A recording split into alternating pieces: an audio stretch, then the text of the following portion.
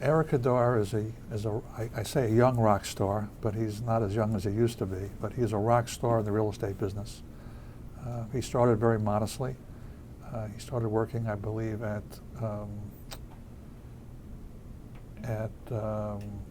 Sonobly Goldman as an analyst. He went to Columbia Business School, and he started from the ground up, basically. Eric was very entrepreneurial, very smart, very creative, was able to see value in properties that most people can't see. And he's also has a great artistic eye, so he's able to redevelop properties in a very intelligent way. He looks at things in very three-dimensionally. So he's able to see and create beautiful spaces out of the buildings that he was first involved with. And every one of the properties that he touched turned into extremely valuable assets. And each one was a difficult and challenging story because he had to remove tenants, he had to deal with minority owners, he had to deal with lenders, and he was able to end up getting control of the assets and then repositioning them and doing exceedingly well. I mean, he has an unparalleled track record of success from Connecticut all the way down to Florida.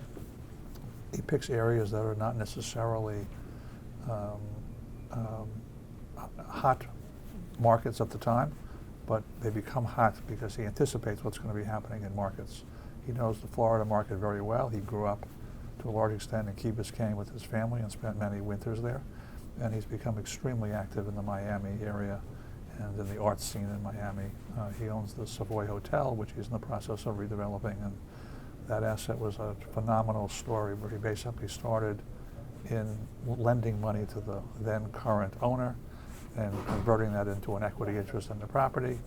And then when the equity owner couldn't continue to fund the costs of the property, Eric took over the ownership of the asset, refinanced it, and has repositioned it, and it's one of the great locations in the Miami area and South Beach. Eric's outstanding qualities are his charitable giving. Despite his phenomenal financial success in real estate, he's never lost sight of people that are less fortunate than he. And almost anybody that visits him, if they have a cause that he thinks is important, he will contribute. And he doesn't contribute in minimal ways. He contributes very significantly. And this is right across the board. So to me, that's a phenomenal characteristic. He never forgot kind of where he began, and I think he feels he owes it back to the community to help those people less fortunate than himself.